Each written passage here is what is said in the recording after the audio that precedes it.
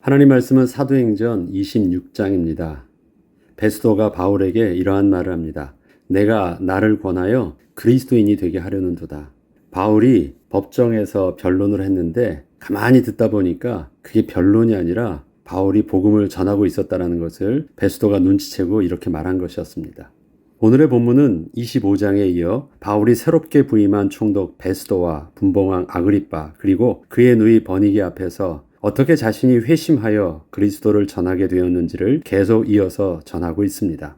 특히 바울 자신이 과거 유대교의 열심이었던 때의 이야기를 하면서 자신이 얼마나 기독교인들에 대해 적대감을 가지고 심하게 기독교인들을 박해하였었는지와 그리고 그렇게 열심을 다하고 있던 중에 어떻게 자신이 그렇게 핍박하던 예수 그리스도를 만나게 되었던지를 그 사실을 간증하였습니다. 바울의 인생에 있어서 다메섹 도상에서의 예수님과의 만남은 그의 삶의 목적을 또 그 방향성을 근본적으로 바꾸어 놓는 계기가 되었습니다. 그는 예수님과의 만남 이후 자신의 남은 생애를 어떠한 일을 하며 또 어떻게 살아야 하는지에 대해 분명히 깨닫게 되었기 때문이었습니다. 16절로 18절에 보면 일어나 너의 발로 서라. 내가 내게 나타난 것은 곧 내가 나를 본 일과 장차 내가 내게 나타날 일에 너로 종과 증인을 삼으려 함이니 이스라엘과 이방인들에게서 내가 너를 구원하여 그들에게 보내어 그 눈을 뜨게 하여 어둠에서 빛으로 사탄의 권세에서 하나님께로 돌아오게 하고 죄의 사함과 나를 믿어 거룩하게 된 무리 가운데서 기업을 얻게 하리라 하더이다.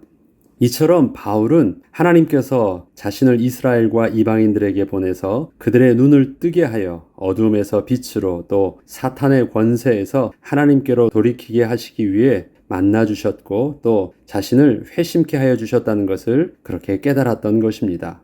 그리고 그는 남은 인생을 하나님께서 자신을 부르신 목적을 따라 22, 23절의 말씀처럼 선지자들과 모세가 장차 되어질 것이라고 이야기한 것, 즉 구약 성경에서 이야기하고 있는 예수 그리스도가 고난을 받으실 것과 죽은 자 가운데서 먼저 다시 살아나사 이스라엘과 이방인들에게 빛을 전하시리라 한 이것을 바울은 죽도록 충성하며 이루어 갔던 것입니다. 좀 더 22, 23절을 다시 한 번 더 읽어보면 하나님의 도우심을 받아 내가 오늘까지 서서 높고 낮은 사람 앞에서 증언하는 것은 선지자들과 모세가 반드시 되리라고 말한 것밖에 없으니 곧 그리스도가 고난을 받으실 것과 죽은 자 가운데서 먼저 다시 살아나사 이스라엘과 이방인들에게 빛을 전하시리라 함이니이다 하니라. 이러한 바울의 고백과 그 열심을 다 듣게 된 총독 베스도는 바울이 많은 학문을 공부하여서 미친 것 같다며 바울을 조롱하지만 바울은 이에 아랑곳하지 않고 담대히 예수 그리스도가 고난 당하신 것과 죽은 자 가운데서 부활하신 것에 대해 전하였습니다. 그리고 오히려 위축되기보다는 아그리빠 왕에게 자신이 전한 복음의 메시지에 대하여 믿음의 결단을 촉구하는 말을 담대하게 전하였습니다. 바울이 이르되 베스도 각하여 내가 미친 것이 아니요 참되고 온전한 말을 하나이다. 왕께서는 이 일을 아시기로 내가 왕께 담대히 말하노니 이 일에 하나도 아시지 못함이 없는 줄 믿나이다. 이 일은 한쪽 구석에서 행한 것이 아니니이다. 아그리빠 왕이여 선지자를 믿으시나이까? 믿으시는 줄 아나이다. 아그리빠가 바울에게 이르되 내가 적은 말로 나를 권하여 그리스도인이 되게 하련도다. 여기서 적은 말이라는 것은 뭐냐면 짧은 시간에 딱 기회를 사서 얼른 나에게 전도를 하려고 하는도다 라고 말을 하는 것입니다. 바울이 이르되 말이 적으나 많으나 당신뿐만 아니라 오늘 내 말을 듣는 모든 사람도 다 이렇게 결박된 것 외에는 나와 같이 되기를 하나님께 원하나이다 하니라. 이와 같이 베스도가 하는 말처럼 바울은 겉으로는 법정에서 겸손하게 자신을 변론하는 듯 했지만 실상은 베스도와 법정에 있던 모든 사람들에게 분명한 예수 그리스도의 복음을 담대하게 전하고 예수 그리스도를 믿기를 촉구하는 전도를 하였던 것이었음을 볼 수 있습니다. 그리고 바울이 지금 고소를 당하여 피의자 신분으로 있었으면서도 로마 법정에서 자신을 변호하는 상황 자체를 복음 전도를 위한 아주 중요한 기회로 사용하고 있었던 것이었습니다. 결국 바울의 변명과 복음의 내용을 듣던 아그리빠 왕과 베스도 총독 그리고 버니게를 포함한 많은 사람들은 바울의 문제가 유대인들의 풍속과 종교의 문제일 뿐 로마의 법에 의해서 사형이나 결박당할 만한 행위를 한 사람은 아니라는 결론을 내렸습니다. 그리고 아그리빠 왕도 베스도 총독에게 만약 이 사람이 가이사에게 상소하지 않았으면 석방도 가능했을 것이라고 말하며 그 자리를 떠나게 되었습니다. 사실 저들은 바울이 왜 그렇게 미련하게 상소를 함으로 일을 어렵게 했는지 잘 몰랐습니다. 자신들의 눈에는 바울의 상소가 그저 아주 어리석게 보였던 것입니다. 그러나 바울은 지금 자신에게 주어진 상황을 로마에서도 복음을 전할 수 있는 중요한 기회로 보았기에 스스로 그렇게 묶임을 받고 또 로마로 향하게 된 것이었습니다.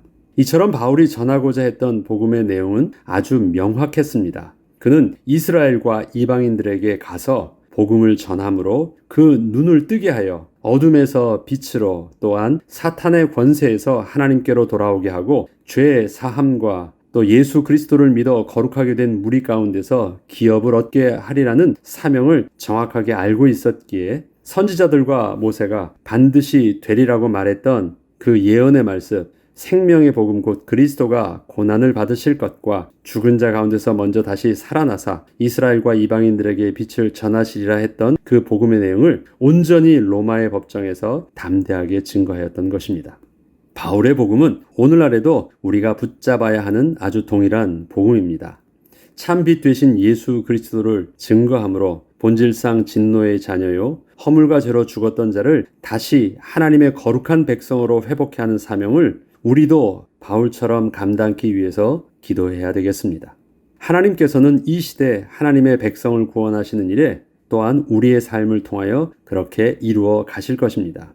성령의 내주하심 가운데 하나님의 주권적 섭리 속에 인도함을 받고 있는 우리의 삶에는 어느 것 하나 잘못된 일이나 큰일 날 일은 없습니다. 마침내 하나님의 나라를 회복하시기까지 우리의 삶의 만남과 사건들을 통하여 하나님께서는 모든 것이 합력하여 선을 이루게 하여 주실 것입니다. 지금은 우리에게 일어나는 사건들, 우리에게 되어졌던 일들이, 문제들이 나를 어렵고 힘들게 한 것처럼 보이지만 결국 지나고 나면 하나님께서 하나님의 백성을 통하여 이루고자 하셨던 하나님의 그 구원의 섭리들을 지금의 우리에게 있어지는 그 만남과 사건들을 통하여 또 그렇게 분명히 이루어 가시는 것을 훗날에는 또 우리 깨닫게 되고 보게 될 것입니다.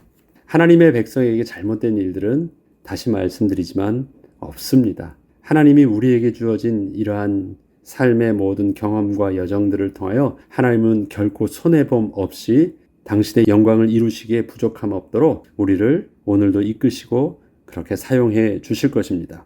때문에 오늘도 우리는 하나님께서 우리의 삶을 통해서 함께 하시며 행하실 일들을 기대하며 오늘도 우리의 삶을 통하여 영광 받으실 주님을 찬양함으로 또 오늘 하루를 그렇게 잘 인도받길 주의 이름으로 축복합니다. 기도하겠습니다. 하나님 아버지 참 감사를 드립니다. 우리에게 주신 생명의 복음은 하나님께서 반드시 우리의 연약한 모습을 통해서라도 거룩하신 하나님의 영광을 드러내기에 부족함이 없도록 우리를 사용하여 주실 것입니다. 하나님께서 우리의 삶을 통해 행하실 그 일들을 오늘도 믿음으로 기대하며 성령의 인도받는 축복의 날 되기를 원합니다. 주께서 인도하여 주시고 오늘의 우리의 모든 삶 속에서도 하나님 나라와 생명의 복음이 증거되는 그 일들이 우리의 삶의 일상과 여정들을 통해서 오늘도 이루어지게 하여 주옵소서. 감사드리며 우리 주 예수 그리스도 이름으로 기도합니다. 아멘.